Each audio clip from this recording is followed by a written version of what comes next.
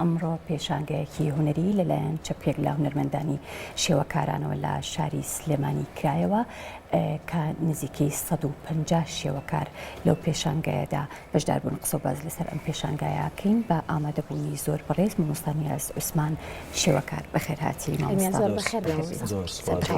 ئەگەر باستێک لە پێشانگاکەی ئەمڕۆ بکەین کە نزیکەی 150 شێوەکاری تیا کۆکرا بوو لەژێر چ ناوێکە کاریان کردبوو؟ زۆر سوپاس. لە یادی دامەزراندنی یەکێتی نیشتیمانی کوردستان سەرەتا سەری ڕێز و نەوازر دانەوێنم بۆ شەهیدانی ڕێگای کوردستان و دەستخۆشی لە هەموو دڵسۆزانی یەکێتیەکەم، دەستخۆشی لە هەموو ئەو کەسانەکەم کە ڕۆژە لە ڕۆژان لە پێناوی کوردستانە جۆدیان کردووە و لە پێناوی هەرێمی کوردستان و لە پێناوی کوردستانە ئەیانەوێ کوردستان بەرە و کەنارێکی ئارام برن. ئەمڕۆ کۆمەڵێ هونەرمەند خۆبەخشانە لە یادی یەکێتی نیشتیمانی کوردستان لە ژێر ناوی یەکێتی چارەنووسە نوێبوونەوەی ئیرادەمانە چەپکێک لە هونەرمەندانی شێوەکار لە یادی 46 ساڵی دامەزرانی یەکێتی نیشتیمانی کوردستانە بەشداریان کرد. کۆمەڵە کاری زۆر بوو، نزیکی 140 بۆ 150 کاری هونەری بوو بە مەوادی جۆرا و جۆر کە لە قەباری زۆر گەورەوەتیای بوو تا قەباری مامناوەند و بچووکیشی تیا بوو. مامۆستا نیاز ئەگەر باسێک لە بیرۆکەی لەم شێوەیە بکەین و کۆکردنەوەی بەشێکی زۆر لە شێوەکارانی کوردستان بە شێوەیەکی گشتی تا چەند ئەم بڵین کۆکردنەوانە یاخود ئەم پێشانگایانە گرنگە بۆ لەک نزیک بوونەوەی هونەرمەندان و شێوەکاران بە شێوەیەکی گشتیان بۆ هەڵوگۆڕکردنی کارەکان وە هەم بۆ یەکترناسینی ئێوەش و وەکو پاڵپشتێکیش بێ بۆ کار بۆ ئایندەتان. بەڕاستی پرسیارێکی جوانە. هونەرمەندان لە پێشانگاکانە یەکتر بینن، ئەمە کارێکی زۆر باشە و کارەکانی یەکتر ئەبینن، هەڵسەنگاندن بۆ کارەکانی یەکترەکەن. لە هەمان کاتیشە ئەم هەلە بۆ کۆمەڵی هونەرمەندی نوێ کارڕەخسێت کارەکەی عەرزەکە و هەزبەبوونی خۆیەکە، بەڵام لە هەمان کاتیشە ئەبێ ئەمانە بەردەوام بن، نەک لە یادی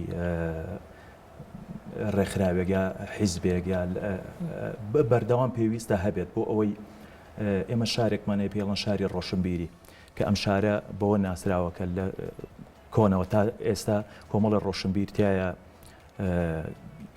جێگا پەنجەی خۆیان دیارە. یەکێتی نیشتیمانی کوردستانیش وەکو حیزبێک کە سەرقافڵەی ئەوەیە کە پشگیری ڕۆشنبیرانەکە، پشگیری لە ئەدیب و نووسەران ئەکا، هیوادارم ئەو ڕۆڵی جارانی لە جاران باشتریش بێتەوە. بەڕاستی یەکێتی نیشتیمانی کوردستان ڕۆشنبیری لێدێ، یەکێتی نیشتیمانی کوردستان پشگیری لە ڕۆشنبیرانی لێدێ، یەکێتی نیشتیمانی کوردستان کۆمەڵە کار و کردەوەی لێ نایە کە حیزبەکانی تریا حیزبێکی تر پێی هەڵسێ. بەڕاستی هەر ئەوە چاوەڕوانەکرێ لە یەکێتی نیشتیمانی کوردستان کە پشگیری لە هونەرمەندان بکە و بەردەوام بێ.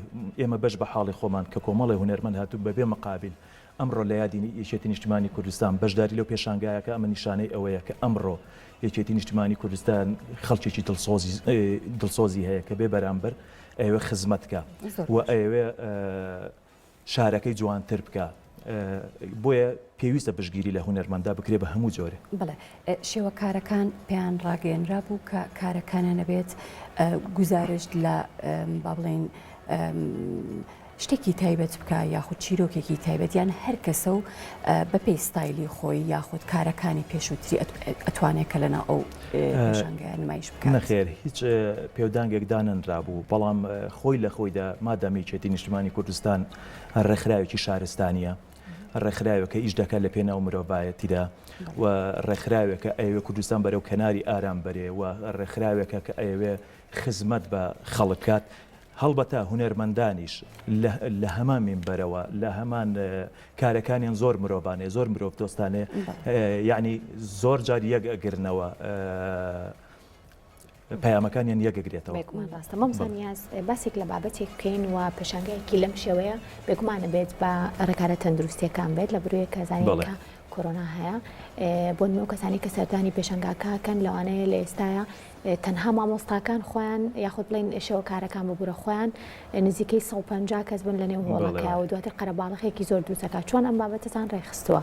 وەڵی ئەو بابەتە ڕێکخراوە وەکو هەموو ئاگامان لێ ئێمە کۆرۆنا بەڕاستی تەنی بە خەڵکەڵ چنیەوە، بەڵام وردە هیوادارین هێمن بێتەوە، بەڵام بەڕاستی لە ئاستێکانی من پێت بڵێم خەڵک لە ئاستەکانی خۆپارێزی بە ڕازگۆیانە بکەیت چکە لەوێ بینیمان لەوانەیە لە سەدا دەی خەڵک ئەو شێوازی خۆپارێزی ڕەچاو نەکرد بێت کە هەموو کاتێکی ڕاگەدارەکرێنەوە تکایە بە دەمامکەوە بە شێوەیەکی خۆپارێزی وەرنە ئەو شوێنانە و ناشکرێ بەڕاستی هەموو کار و چالێکێک بوەستێنرێ بەڵام ڕەچاو نەکراوە بە شێوەیەکی باش.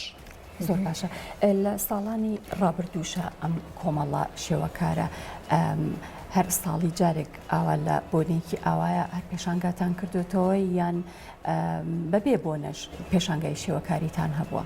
بەڵێ یعنی بە بۆنە و بێ بۆنە ئێمە پێشانگاکەینەوە ئەم ساڵ من لەوانەیە هەرخۆم بەشداری نزیکی هەژنەوە پێشانگام کردبێ کە یەکێک لە پێشانگاکەم بە بۆنەی دامەزراندیاتی یەکێتی نیشتیمانی کوردستانەوە بێ باقیاتی هەر خۆمان کۆبینەوە زۆرجار پێشانگایەکەکردن. بەڵێ مەمسانیاز دەستان خۆش بێت بە هیوای کاری باش و کاری جوانتر بەڵام پێش پرۆگرام باسی ئەوەت کرد کە خۆت خاوەنی چەندین پێشانگای بڵێن هاوبەش و پێشانگای تایبەتیت و لە ئایندەیەکی نزیکا بەنیازیت پێشانگایەکی تایبەت بە خۆت بکەیت ئەگەر کەمێک زانیاری بێ بە ئێمە و بە بینەرانی پێشانگای تایبەتەکەی خۆت.